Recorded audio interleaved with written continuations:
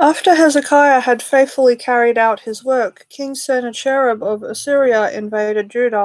He laid siege to the fortified towns, giving orders for his army to break through their walls.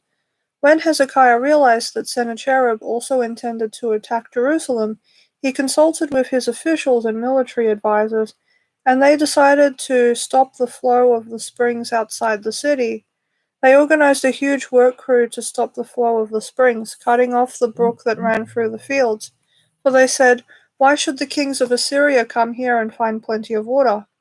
Then Hezekiah worked hard at preparing all the broken sections of the wall, erecting towers and constructing a second wall outside the first. He also reinforced the supporting terraces in the city of David and manufactured large numbers of weapons and shields. He appointed military officers over the people and assembled them before him in the square at the city gate. Then Hezekiah encouraged them by saying, "Be strong and courageous. Do not be afraid or discouraged because of the king of Assyria or his mighty army, for there is a power far greater on our side. He may have a great army, but they are merely men. We have the Lord our God to help us and to fight our battles for us." Hezekiah's words greatly encouraged the people. While King Sennacherib of Assyria was still besieging the town of Lachish, he sent his officers to Jerusalem with this message for Hezekiah and all the people in the city. This is what King Sennacherib of Assyria says. "What are you trusting in that makes you think you can survive my siege of Jerusalem? Hezekiah has said, 'The Lord our God will rescue us from the king of Assyria.' Surely Hezekiah is misleading you, sentencing you to death by famine and thirst. Don't you realize that Hezekiah is the very person who destroyed all the Lord's shrines and altars? He commanded Judah and Jerusalem to worship only at the altar at the temple and to offer sacrifices on it alone. Surely you must realize that what I and the other kings of Assyria before me have done to all the people of the earth. Were any of the gods of these nations able to rescue their people from my power? Which of their gods was able to rescue its people from the destructive power of my predecessors? What makes you think your God can rescue you from me? Don't let Hezekiah deceive you. Don't let him fool you like this. I say it again, no god of any nation or kingdom has ever been able to rescue his people from me or my ancestors. How much less will your God rescue you from my power?" And Sennacherib's officers further mocked the Lord God and his servant Hezekiah, heaping insult upon insult. The king also sent letters scorning the Lord, the God of Israel. He wrote, "Just as the gods of all the other nations failed to rescue their people from my power, so the God of Hezekiah will also fail."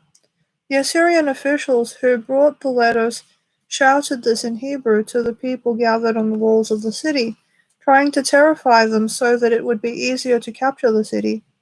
These officers talked about the God of Jerusalem as though he were one of the pagan gods made by human hands. Then King Hezekiah and the prophet Isaiah son of Amos cried out in prayer to God in heaven, and the Lord sent an angel who destroyed the Assyrian army and with all its commanders and officers.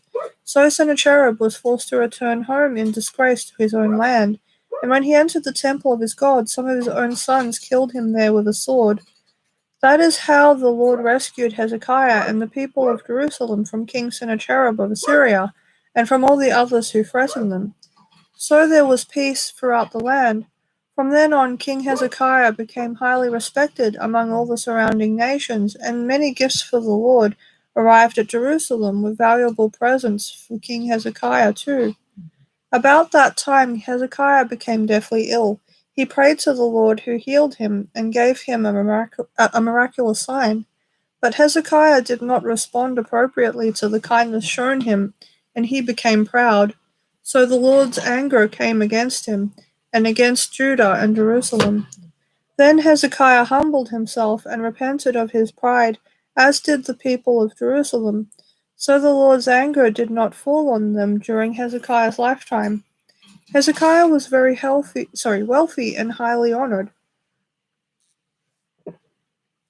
He built special treasury buildings for his silver, gold, precious stones, and spices, and for his shields and other valuable items. He also constructed many storehouses for his grain, new wine, and olive oil, And he made many stalls for his cattle and pens for his flocks of sheep and goats. He built many towns and acquired vast flocks and herds, for God had given him great wealth. He blocked up the upper spring of Gihon and brought the water down through a tunnel in the west side of the city of David, and so he succeeded in everything he did.